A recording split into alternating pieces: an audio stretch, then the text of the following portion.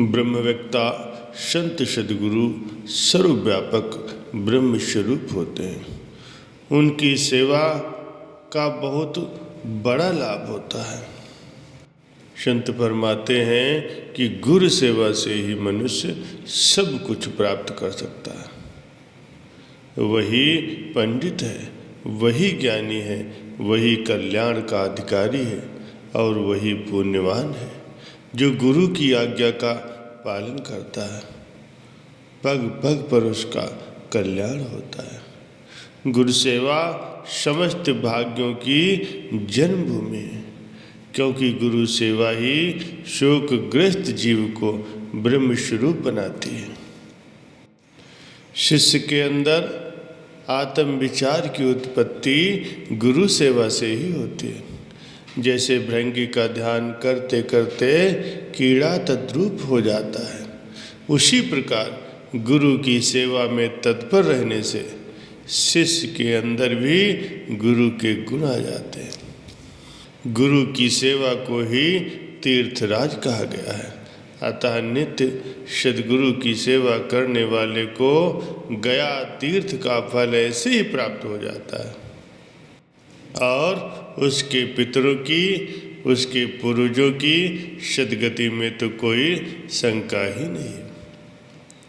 सतमार्ग पर चलने वाला तो कोई बिरला ही तरता है, परंतु गुरु के मार्ग से जाने वाले सब के सब तर जाते हैं।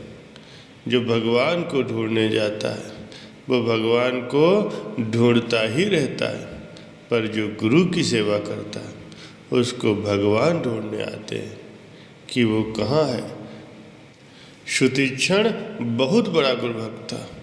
गुरु भक्ति की महिमा को समझकर राम जी सुतीक्षण के गुरु के साथ उसकी कुटिया पर मिलने गए। राम जी को देख के उसे कुछ भी विस्मय नहीं हुआ। सद्गुरु उसके लिए भगवान से भी ज़्यादा बड़े थे। उसने पहले सद्गुरु को ही नमन किया, फिर राम जी को किया। राम जी उसे सच्चा गुरु भगत जान के बड़े प्रसन्न हुए। एक बार किसी ने संत जी से पूछा कि गुरु सेवा क्या है, तो उन्होंने कहा कि बिना विचारे गुरु के आदेश का पालन करना ही सच्ची गुरु सेवा है।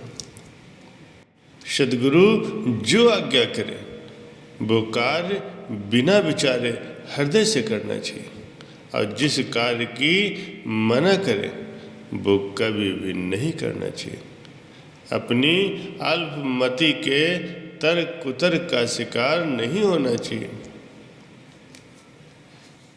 जो धर्म, अर्थ, काम और मोक्ष इन चारों को पाना चाहता है वो आत्मज्ञानी संत महापुरुष की सेवा करे। गुरु की सेवा क्या है? गुरु के पैर दबाए, गुरु को पंखा हाके, चमन डुलाए नहीं। आज्ञा समन सुसाहिब सेवा। वे जैसी आज्ञा करें, जैसा संकेत करें, उनके अनुसार ही उनकी सेवा करना, यही सच्ची सेवा है। उनकी आज्ञा क्या है? उनकी आज्ञा यही है कि आप तरो औरों को तारो। आप भी नाम जपो और दूसरों को भी जपाओ। आप दुख मुक्त हो जाओ और दूसरों को भी दुख मुक्त करो। आप बेईमानी से मुक्त हो जाओ, दूसरों को भी बेईमानी से मुक्त करने में सहायता करो। आप चिंता रहित बनो, दूसरों को भी चिंता रहित करने में सहायता करो। महापुरुष जैसे भी संतुष्ट हो, जैसे भी प्रसन्न हो, वो सब कार्य करने में अगर आप सफल होते हो तो आप दुनिया के बड़े से बड़े कार्य को पूरा कर लिया। सद्गुरु के हृदय को प्रसन्न करने के लिए आपने थोड़ा समय लगा दिया तो समझो आपने बहुत बड़ा लाभ पा लिया, आपने बहुत बड़ी कमाई कर ली। प्यारे सज्जनों, असल में सेवा अपने कल्याण के लिए की जाती है, गुरु के कल्याण के लिए नहीं। उस सेवा से जो विशेषता उत्पन्न होती है वो गुरु में उत्पन्न नहीं होती, वो शिष्य के अंतःकरण में उत्पन्न होती। तो यदि शिष्य द्वारा अपने अंतःकरण की शुद्धि की इच्छा है तो वो उसका कल्याण करती है। यदि गुरु का उपकार करने के लिए सेवा की जाती है तो शिष्य के अंतःकरण में अभिमान उत्पन्न करती। तो सेवा अभिमान उत्पन्न न करे, इसके लिए सेवा करने के बाद अपनी आलोचना करो, अपनी समीक्षा करो। तुम्हारे मन में आया कि आज हमने बड़ी सेवा की, तो बोले नहीं, हमसे कितनी कम सेवा हुई। माने अपनी सेवा में जो न्यूनता है, जब उस पर दृष्टि जाएगी तभी तुम्हारा कल्याण होगा। और अपनी सेवा की अधिकता पर जब दृष्टि जाएगी तो तुम्हारा अमंगल होगा, नुकसान होगा। संत फरमाते हैं कि जो शिष्य गुरु की सेवा करता है वह वास्तव में अपने आप की ही सेवा करता है।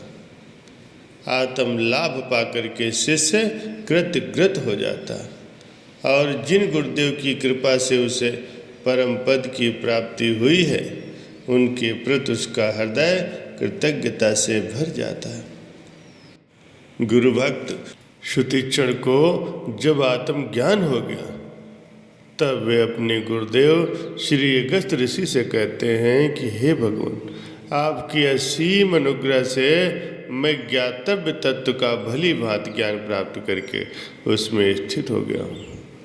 हे गुरुदेव, मैं कृतार्थ हो गया हूँ। मैं आपके सम्मुख भूमि पर दंडवत पड़ा हूँ। शिष्य गुरु के उपकारों से किस प्रकार से ऋण हो सकता है?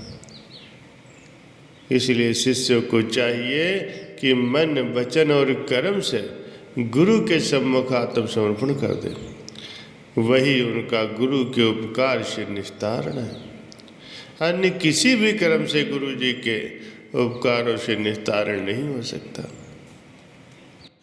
प्यारे सज्जनों, हम सभी साधक भक्तों का ये परम सौभाग्य है कि हमें संत सद्गुरु की चरण शरण प्राप्त हुई है और ऐसा दिव्य सत्संग श्रवण करने का हमें सुअवसर मिल रहा है। इस स्वर्णिम अवसर का सदुपयोग करके हम अपने सद्गुरु के ज्ञान से गुरु तत्व से एक कारता का अनुभव करें। यही गुरु सेवा का परम फल है और यही पूर्ण आत्म सेवा भी है। इसी से हमारा ये लोक भी सुखी बनेगा और परलोक भी संवर जाएगा।